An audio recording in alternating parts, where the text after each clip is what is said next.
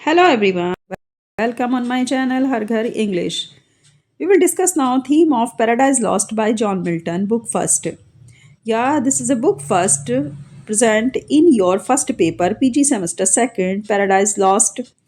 ये book first paradise lost poem जो लिखी है जॉन मिल्टन ने, ये आपके पेपर फर्स्ट में है, Victorian to Jacobean to Victorian period. Okay, अब ये जो आपका जैकोबिन टू विक्टोरियन पीरियड की जो पोयम है जॉन मिल्टन की, ये आपको यहाँ पर पढ़ने को मिल रही है और इसकी स्टडी आज हम इस वीडियो के थ्रू करेंगे।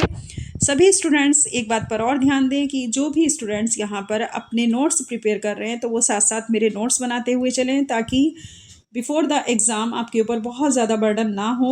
आप वर्क लोड में आ जाते हैं और बहुत ज़्यादा मतलब जो है एक होता है ना कि एंजाइटी के शिकार हो जाते हैं, फिर लास्ट में जाके समझ नहीं आता किसको याद करें किसको छोड़ें। तो इस तरह की चीज़ें ना करें, अभी से आप प्रिपरेशन अपनी करते हुए चलें और मेरे साथ अपने नोट्स भी प्रिपेयर कर लें। ओके, चैनल को ज़्यादा से ज़्यादा सब्सक्राइब करिए, शेयर करिए और दूसरे स्टूडेंट्स तक भी आप लोग इसे चैनल को पहुंचाइए, ताकि ज़्यादा से ज़्यादा बच्चे जो बच्चे सेल्फ स्टडी कर रहे हैं वो भी एडवांटेजेस ले सके। ओके, चलिए अब चलते हैं। Let's start now.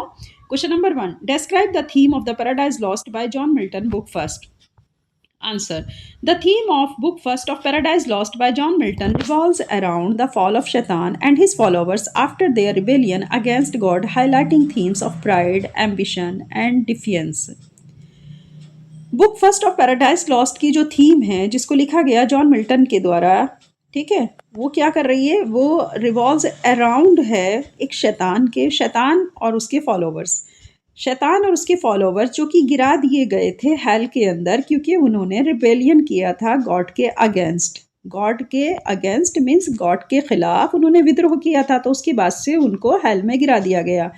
Highlighting themes of pride, ये थीम पूरी तरीके से हाईलाइट करती है उनके प्राइड को, उनके घमंड को, एम्बिशन को, उनकी महत्वाकांक्षाओं को और डिफियंस को, उनके द्वारा किए गए उस मतलब एक होता है ना कि कहने बच्चे जो होते हैं जो कहना नहीं मानते, तो उस टाइप से था ये। डिसओबेइंग जो इन्होंने किया था गॉड का, उस डिसओबेइंग के शिकार हो गए थे। It explores Shaitan's resolve to continue opposing God despite his defeat, emphasizing his famous declaration, "Better to reign in hell than serve in heaven." यहाँ पर शैतान एक्सप्लोर करते हैं, लगातार वो गॉड के खिलाफ जाके उसको हराने की कोशिश करते हैं। मतलब उनको एक अजीब सा अपने अंदर प्राइड था कि हम लोग ज़्यादा सही, ठीक बोल रहे हैं और हम लोग ज़्यादा सही हैं और भगवान को जो है हम किसी भी तरीके से उसको जीतने नहीं देंगे, हम गॉड को हराएंगे। और फिर उन्होंने पूरी तरीके से ये भी डिक्लेयर कर दिया था, उनकी एक बड़ी ही फेमस लाइन थी जिस पर उन्होंने जोर देकर कहा कि स्वर्ग के शासक बनना ज़्यादा अच्छा है, नर्क का शासक बनना ज़्यादा अच्छा है स्वर्ग के नौकर बनने से। आपने शायद ये सेंटेंस कहीं सुना भी हो, better to reign in hell than serve in heaven. मतलब हेल कहते हैं आपके नरक को, तो नरक में शासन करना कहीं ज़्यादा बेहतर है स्वर्ग में सेवा देने से। This book also sets the stage for the epic's broader themes, including the nature of free will, the consequences of disobedience, and the enduring struggle between good and evil. ये बुक पूरी तरह एक ऐसे स्टेज को set की गई है जिसमें एक महाकाव्य के बॉर्डर की थीम को इंक्लूड करते हुए आदमी की जब इच्छाएं ज़रूरत से ज़्यादा हो जाती हैं और प्रकृति से वो विद्रोह करने लगता है या उसको डिसओबीडेंस की बीमारी लग जाती है। समझ रहे हो कि गॉड का उसको कहना नहीं मानना था, शैतान को उसको हर वो काम करना था जो गॉड मना करते थे। तो ये सारी चीज़ें थी। एंड द इंड्यूरिंग स्ट्रगल, और अगर हम देखें तो ये पूरी तरीके से उस संघर्ष को दर्शाता है जो अच्छे और बुरे के बीच में हमेशा से होता आया है जब से दुनिया बनी है। तो गुड एंड इविल के बीच के स्ट्रगल को इसके अंदर पूरी तरह दिखाया गया है। फर्स्ट ऑफ ऑल अब हम इस थीम के 3 पॉइंट को देखेंगे। देखिए 3 पॉइंट हैं ये, मतलब 3 हेडिंग्स हैं, 3 पॉइंट हैं। इन 3 पॉइंट्स को अगर आप डिस्कस करेंगे तो आपके लिए बहुत ही ज़्यादा ईजिली रहेगा लॉन्ग क्वेश्चंस को लर्न करना। ए, रिबेलियन एंड प्राइड। तो हमारी थीम का फर्स्ट पार्ट है रिबेलियन एंड प्राइड। थीम किसके ऊपर बेस्ड है? विद्रोह है और क्या है? गर्व है, घमंड ज़्यादा है, उसके साथ में विद्रोह किया जा रहा है। The primary focus of book first is शैतान, रिबेलियन अगेंस्ट गॉड। जो बुक का पहला फोकस किया गया है प्राथमिक रूप से वो यही है कि शैतान का गॉड के अगेंस्ट रिबेलियन है, विद्रोह है। शैतान embodies pride, ambition and defiance, qualities that lead to his downfall. शैतान ने पूरी तरह से घमंड को अपने अंदर ले लिया, एम्बिशन को लिया, डिफियंस को लिया, उसकी जितनी भी अच्छी क्वालिटी थी वो सब डाउनफॉल हो गई, सब खत्म हो गई इसी वजह से।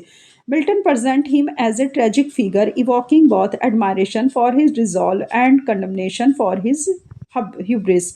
मिल्टन पूरी तरह ये प्रस्तुत करते हैं कि किस तरह शैतान की फिगर एक ट्रेजिक फिगर बन के रह गई, क्योंकि उसने इवोकिंग बहुत एडमायरेशन फॉर हिज रिजॉल्व, उसने अपनी जो मतलब जो भी दिक्कतें आई उसको उसने दोनों रूपों में लिया, प्रशंसा के रूप में भी लिया और जितनी भी दिक्कतें आई या जो भी परेशानी आई उसको रिजॉल्व करने की भी कोशिश की और साथ में विद्रोह भी किया। फॉर हिज ह्यूब्रिस, ह्यूब्रिस का मतलब होता है कि उसने अपने आप को स्थापित करने के लिए क्या किया है, उसने गलत चीज़ों का भी सहारा लिया। उसने मतलब इस चीज़ को देखने की कोशिश नहीं की कि मैं गलत दिशा में जा रहा हूँ, गलत डायरेक्शन जो है चूज़ कर रहा हूँ, तो मुझे रॉन्ग डायरेक्शन नहीं चूज़ करना चाहिए बल्कि गॉड के साथ मिलके काम करना चाहिए। लेकिन उसने ऐसा ना करके अपनी एक अलग ही इमेज जो थी वो इस्टेब्लिश की, और जो इमेज उसकी क्या हो गई, फिर एक विरोधात्मक या विरोधाभास वाली इमेज बन गई। बी, गुड वर्सेस एविल, मतलब स्ट्रगल किसके बीच है, गुड वर्सेस एविल के बीच में है, यानी कि अच्छाई और बुराई। Milton explores the conflict between divine justice and rebellion.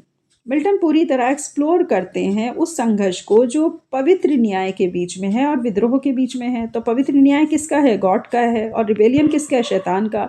Shaitan's fall highlights the consequences of opposing divine will, while his resilience raises questions about the nature of heroism and morality.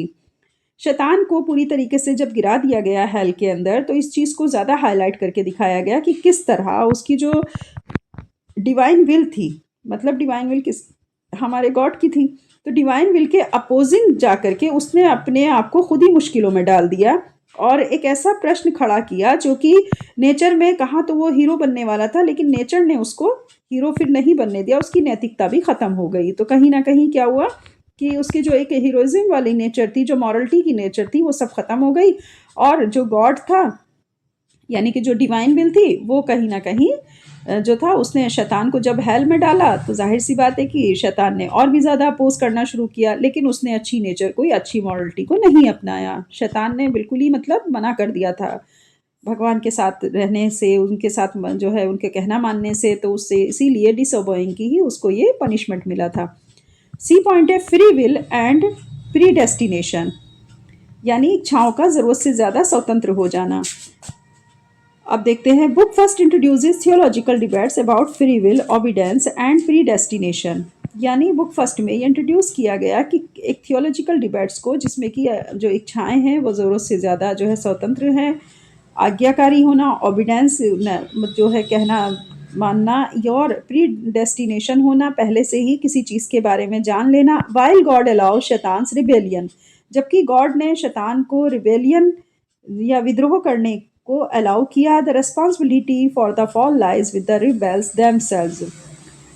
मतलब इसमें कहने का ये है कि गॉड ने जबकि शैतान को विद्रोह करने की पूरी आज़ादी दी, लेकिन क्या उसकी जिम्मेदारी ये बनती थी कि उस तरह करता, लेकिन फिर भी उसने खुद को ही अपने झूठ के जो एक कुआं था उसमें धकेला, या इस तरह से कह सकते हैं कि फॉल लाइज, वो खुद ही अपने झूठ के बनाए हुए जो इर्द गिर्द बाउंड्रीज थी उसके अंदर घिर गया।